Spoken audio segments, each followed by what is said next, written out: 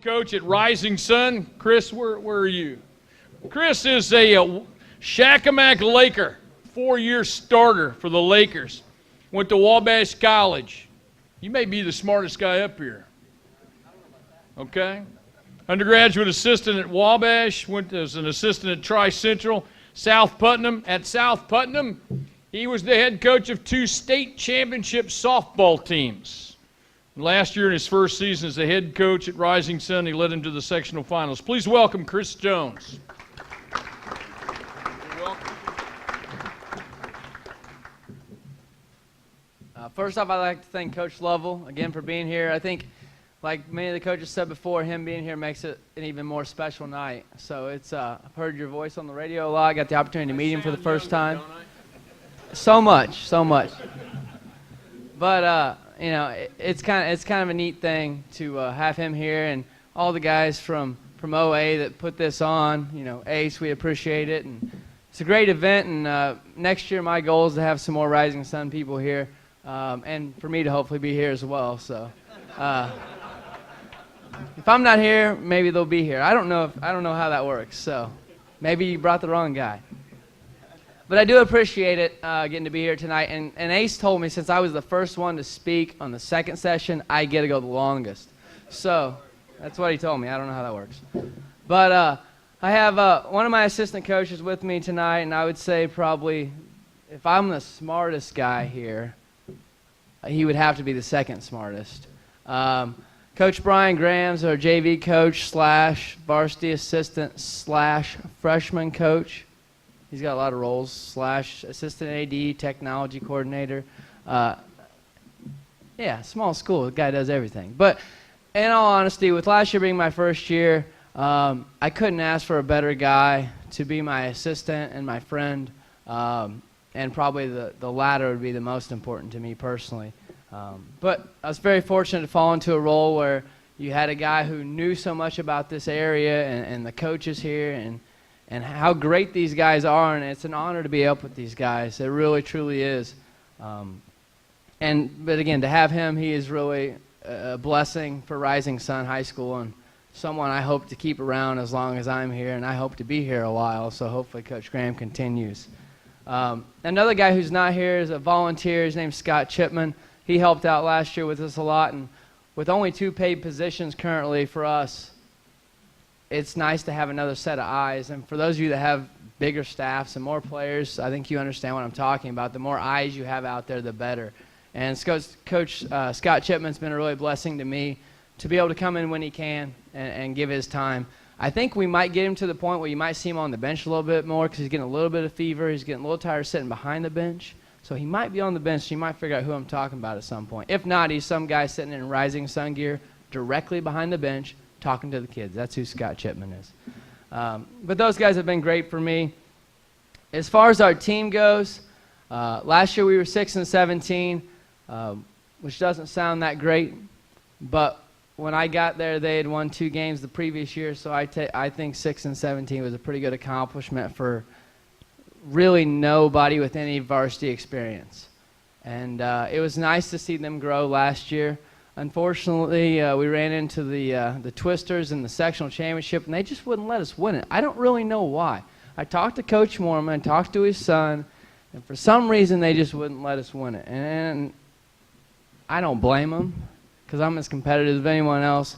But it was an honor to get a play in that game. And then I was really hoping they'd beat the Clay City Eels in the regional because that's where my dad went to high school, and that's where he is the assistant AD. But they couldn't pull it off. But that's all right, Coach. You made our sectional proud, so we appreciate it. But as far as the returning guys, we got 7 of our mainstays from last year back. So we really have everyone back. So as far as being excited about the year, yes, we're very excited about the year. We have 2 returning seniors that played. Austin Armstrong would have been our catalyst last year and the guy that these guys would try to take away. And a lot of them did a good job late in the year, especially when they figured out all the rest of our guys are going to watch Austin, and then Austin's going to dribble around and try to get to the hole. And that's what happened a lot of the time. So hopefully this year we got some more guys to kind of help out. And the younger guys, as they got their feet wet, got better with it. The other senior, Jake Olmanseek, Hard-nosed kid, defensive kid, really good soccer player, phenomenal soccer player, and decided to score the ball in the sectional championship game. So I don't know. Hopefully that continues. I'm hoping he builds off that. He's also got a really good chance to be our valedictorian, so he's a very smart kid. Five juniors, which is kind of our core group. Curtis Armstrong, Jake McClellan, Mitchell Morse, Brady Murray, and Nick Sporleader. Two of those kids were on the all-sectional team, which was kind of nice for those kids to have an honor like that, to have a little bit of notoriety at the end of the year. And then as far as newcomers go for us, we got one senior, Chad Wagner, who is he's a kid that I think every coach would love to have on their team because he's a hard-nosed kid. He works hard, and he'll do anything for his teammates. He may not have the best skills in the world, but he might be able to be, hopefully, the best bench leader we have all year. And that's kind of my goal for Chad. And if we can have that, that's a big deal. A kid that's willing to accept his role, especially as a senior on the bench, that would be a big deal for us. Junior-wise, Tyler Canvas got a chance to probably play predominantly a little bit of JV and then hopefully help out a little bit at the varsity. And we got two sophomores, Tristan Brown and Derek Eldridge, that we hope to get some good minutes out of at some point throughout the season. If not, maybe a little bit on the JV, but help out the varsity for depth. As far as our outlook, I talked about it a little bit earlier, we just hope to build off the sectional. We hadn't won 2 games in a row all year. And we pulled one out, and Coach, you guys didn't make it too easy on us in the sectional semifinal at all, and that was a fun game. A lot of you people from Oldenburg, you got to watch that. I'm sure that was entertaining. Overtime game, they decided to spot us a few points early, and then we decided to let them come back, and then we decided to just play it really close and go to overtime and see how both of our nerves could last as first-year coaches. So that was a lot of fun, whole lot of fun. But we were fortunate enough to win a couple games, and we're just trying to build off the success and find a winning way. And sometimes you just got to find that winning mentality and get those kids to buy into that. And when they see it happen, you see the change in their eyes, and then they get a hunger for it. Before we got to the sectional final last year, or actually won a sectional game, it had been 9 years since Rising Sun had won a sectional game. So it had been a while. So again, the town gets excited, the kids get excited, the people get excited, and that's what we're trying to build off of. And so, as far as our schedule goes, I know a lot of guys have talked about our schedule. We really have one addition to our schedule, which is the Springs Valley Tournament. So the ORVC is now represented by Rising Sun in the Springs Valley Tournament instead of Milan. We just swapped out. But we're excited to get to go down there. It could be the Battle of the Casinos, as we like to call it, when we play Springs Valley. So hopefully we can pull that one out. But we're excited to get to go somewhere else, a little different type of gym and different people, different opponents, and get to represent Southeastern Indiana and hopefully the best that we are able to over there. So we're excited about that. As another kind of ad lib of our schedule, we played 9 of the teams up here, and the 10th team, Hauser's in our sectional. So we play quite a few, but I'll put this out there for my assistant AD, and I'm this way. If any one of you guys who don't play us want to come down and play us or want us to come play you, please let me know. We will. I would love to, because first off, this is a great area to be in for basketball, and second off, I respect all the coaches here, and it'd be an honor to get to play against their teams. So, let us know. The Shiners will come and hopefully make it competitive. I can't promise, but we hope to make it competitive. And then kind of lastly, as a new coach last year, you kind of go into a situation and you want to try to start something new, fresh. And so the idea was to kind of create a culture at Rising Sun. Go from their past sectional championships in the 80s. They had quite a few in the 80s. And build off of those. And so this year's another stepping stone for us. And what we're basically trying to create, just so you know, and hopefully you see that if you ever see us play, is a positive atmosphere not only from the coaches, and from our players, which are the two things I can control, but also hopefully from the parents and fans. Now, I can't control those two. I can only ask. I can only ask, right, guys? I can't control. I can just ask. Hard work. Establish that work ethic in those kids to understand what it means to work hard. Because believe me, a lot of kids think they're working hard, and they're not. Because they don't realize they can push themselves just a little much more, or that much more, or whatever. Because they can go more than they really, truly think they can. And once they find that out, once it clicks, you better watch out because you got your hands full, which is good, which is real good. And then mold these guys into young gentlemen, which I think I get from Wabash, because Wabash has one rule. Wabash College has one rule. It's called the gentleman's rule.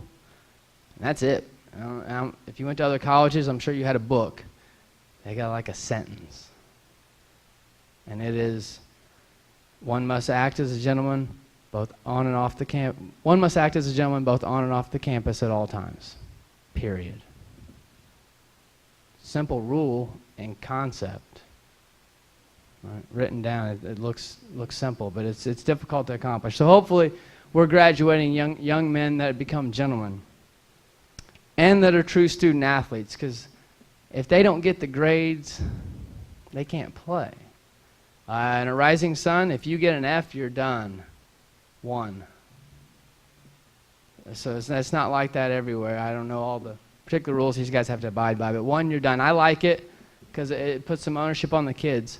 But again, in life, you're going to have to be a learner, a life learner, and so we're trying to establish them in that. And then we want to become a family, and I know a lot of people throw that word around, but truly we want to be a close-knit group of guys who will forever be close to each other, forever have memories. And I want them to always be able to come back to Rising Sun and be proud of playing at the school, graduating from the school, and hopefully proud of Coach and I being their coaches. And that's kind of what it's about. It's about the kids ultimately. So if we're not representing ourselves in that way to the best of our ability, feel free to let me know in the nicest way you possibly can. Maybe not in the middle of the game yelling at me like, Coach, you're awful. Your kids are horrible. No bad sports. But hopefully we represent ourselves well. And again, I appreciate the opportunity to be here, and I'll tell one quick story only because Ace did, and it's not really on myself. But it's about our kids. So I played high school basketball for Joey Hart. Joey Hart currently coaches Lenton's basketball team. They're a 2A school, Southern Indiana, on what I like to call the other side of the state where I grew up. And he took Lenton Stockton to the state championship a couple years ago, and they ended up losing, but very proud of him for getting them there. I was his first team, and when I was a freshman, Coach started his career, and he's a different coach now than he was then. Fired up, young. We ran a lot. We practiced long, like 4 hours long, like forever. But you could do it then, I guess. So anyway, one of our players who was, one of our better skilled players, but lazy, we'll just say, he decided he wasn't going to run very hard in a sprint. And so Coach Hart just says, hey, Tom, you tired? Tom said, yeah, I'm tired. Coach is like, oh, no problem, Tom. Sit down. So he's, let's go sit on the bleachers. Tom sits down on the bleachers. Coach says, Tom, are you hungry? Yeah, Coach, I'm hungry. You want a Snickers? Yeah, that'd be great. You want something to drink with that? Yeah. So Coach has the manager go get Tom something to drink and a Snickers. And Tom eats the Snickers. We're running, by the way. This is all going on. The rest of the team is running. Tom's drinking his drink and eating his Snickers. Tom finishes. As you can imagine, the team's fuming. Tom finishes. We stop running. Tom starts running until he throws up.